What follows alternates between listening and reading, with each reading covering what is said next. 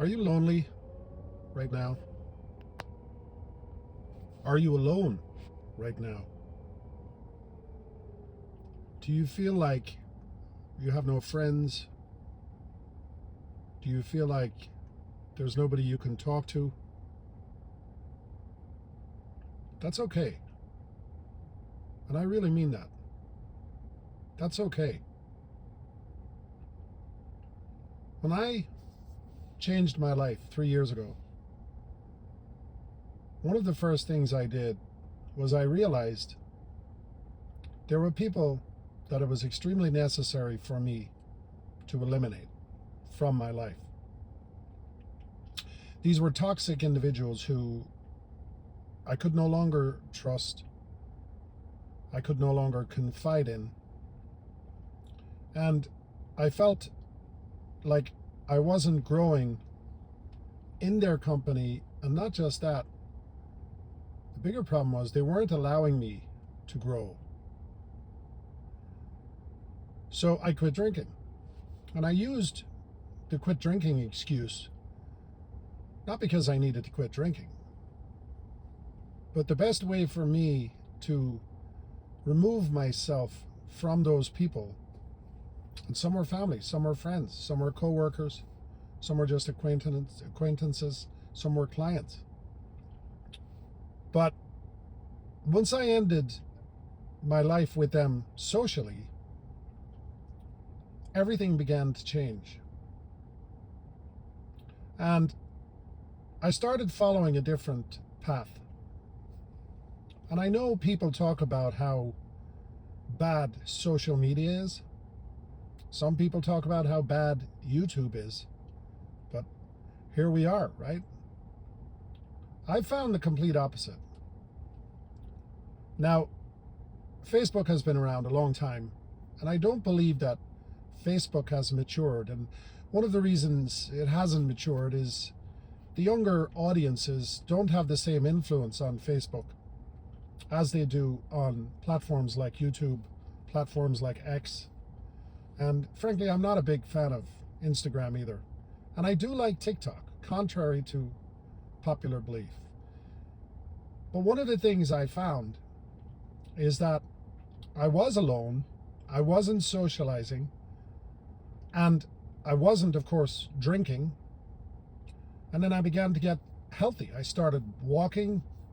I started choosing different places to go. I started spending a lot of time being creative, which is where this channel and other channels came from. I do have other YouTube channels. And what happened was I started to grow inside.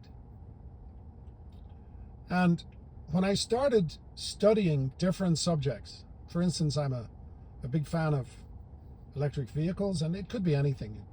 It could be something that you just want to do. And then I started finding new people. So I went from being lonely in my old crowd, very lonely, actually. And there's nothing worse than being lonely in somebody's company. It's much easier to be on your own and be lonely than be with another person or another group of people and be lonely.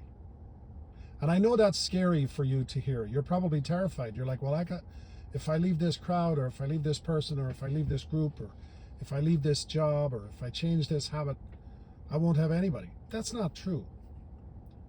What happens is, even though there's a time of adjustment, eventually you will find new people, and you will find better quality people.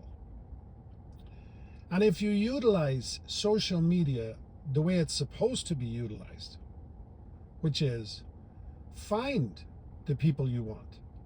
Don't let them influence you in a bad way. Like, you can start going down rabbit holes, as they say, on social media. But what I did is I started focusing on specific areas. And I started the process of vetting the people that I allowed into my algorithm. And one of the greatest things in social media is there are people there who they don't tell you their address, they don't tell you their phone number. Some don't even have their pictures prominently displayed. So you end up talking to people for a long, long time, and you know if they're bots or if they're people. I know a lot of people say, well, X is bad because of all the bots. No, you know who's a person and you know who's a bot. And it's the same on any of the other platforms. But what happens is you start to communicate with people who you don't even know. And it's almost like a vetting process. I mean, think of it as,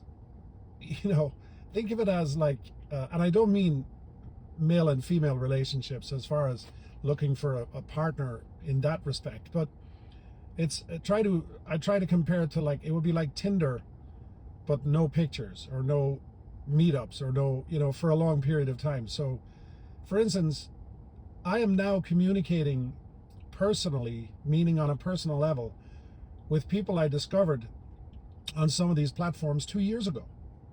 And it has taken that long for both of us, men and women. It doesn't, I'm not on there to meet somebody for a love relationship or that type of connection.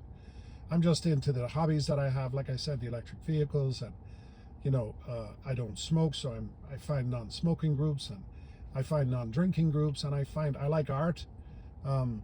Not art as in I can paint, but I like creativity. So I find myself on art websites, or websites where people make or platforms where people make little knickknacks with welders and woodworking people and all this stuff, and they create things.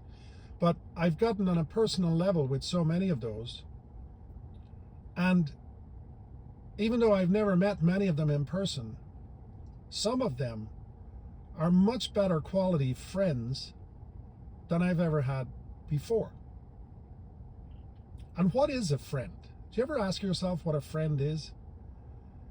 And more importantly than that, is proximity required in a person for them to be your friend? Well, I'm telling you right now, it's not. The distance you are from a human being has no bearing on how your friendship should be. I mean, if you think about it, you could have the greatest friends in the world. Rarely will you borrow money from a friend. You shouldn't. Rarely will you give some at least of your friends a big hug. Usually 90% of the dynamic of a friendship is communication. It's how you speak to that person. The other thing I found was sometimes when you're in social settings, like when I was drinking and I was in social settings, there are so many distractions that your friendship with the person you're with in that moment is challenging because of the distractions.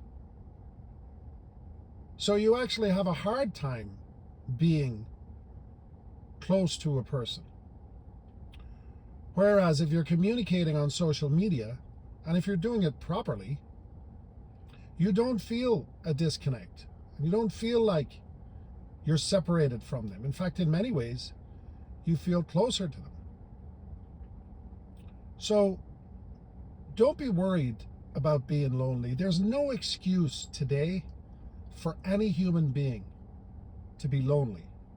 And it's funny, you go on social media and there are many YouTube channels, and they talk about the epidemic of loneliness. I can't get my head around that. There is no need for you to be lonely. And I think the real breakthrough is when you realize and accept the fact that proximity does not make a friend a better friend. It has nothing to do with that. I am communicating with people all over the world, not just the country I'm in, which happens to be the United States. I am communicating all over the world. I had the most incredible conversation with a gentleman from India just the other day. Now, we've talked many times, and he's my friend. I had another great conversation with a person who is living in Israel right now. He is a friend. I have a lot of friends who are nomads. I'm big into camping and being a nomad. I like the idea of an off-grid situation where you're living off-grid in a van. I'm a big fan of camping and Teslas because they have all these systems where you can sleep in a Tesla overnight. The seats fold forward. They even make mattresses. And they have a thing in the car called camp mode. So you can camp in your car and you can set the climate control, like the air conditioning or heat in the car, just like you would at your house. You set it to a specific temperature and it stays like that all night. It's not like a gasoline car where you have to start it, turn it on, and then turn it off, and you can't leave the engine running. But I have friends now who are living in campers and living in RVs all over the United States. And these have become really, really good friends. And every once in a while I'll send them, they have these things on some of these channels where you can buy them a cup of coffee. It's an app. It's like buy me a coffee. And sometimes I'll go on and I'll throw them $5 for a cup of coffee. And you know, you develop friendships like that. I'm not saying everybody can do that or everybody can afford to do that, but I mean, when you were out drinking and socializing, you had a bar tab, you were leaving a tip, and you were doing all these things, or, you know, whatever you were doing. It was costing you money, right? So if you meet somebody online who's living in a van somewhere and you send them $5 for a coffee, I mean, what a great thing to do. And in some ways it solidifies relationships because, I mean, you want to talk about being outwardly open and honest. I mean, giving somebody you don't even know $5 for a cup of coffee, if that doesn't tell you how your character is, then what does? So these people embrace that, and then sometimes they will send you things. You know, they may send you little gifts, or, you know, nowadays you can get mailboxes that are not at your house. You don't have to give out your address. You don't have to, you know, you don't have to do any of that stuff. But I do. You know, I have a lot of people, I'll send them pictures of myself and pictures of my dogs and, you know, pictures of my life, but they still don't know where I live. And some of them do. And I have one guy in Florida. He's a retired guy. He lives in an RV, and he travels sometimes. And I said, hey, if you're ever up in my area, man, stop by. You can park in my driveway and plug into my electric. And so don't be lonely. There's no need for you to be lonely. And you know what? I'm right here. Send me a message in the comments. Send me an email. Say hi. I don't need to know who you are, where you are. I don't even need to know if you're male or female. It doesn't bother me. I'm not, you know, I have somebody in my life. I'm not looking for anybody. I'm just a person. And I'm a person who, in the last few years, was let down by a lot of people. Let down by people I trusted and people I was open with. And I'm over that now. And I have forgiven them, not forgotten. There's a big difference between forgiving and forgetting. I have not forgotten. I still associate with some of them through business or whatever other reasons. They'll never be my friends again. But they don't know. They don't know I feel the way I feel. I'm sure they feel it, but they don't know. You see, I don't tell people. I don't need to get mad at you or get angry at you if you treat me wrong. In fact, that's one of the worst things you can do. And I'll do another video about that another time. So, the bottom line is, don't be lonely. There's an entire world full of great people who are probably trying to meet you or would love to meet you and talk to you as we speak. So reach out to them. Find them through the things you love to do.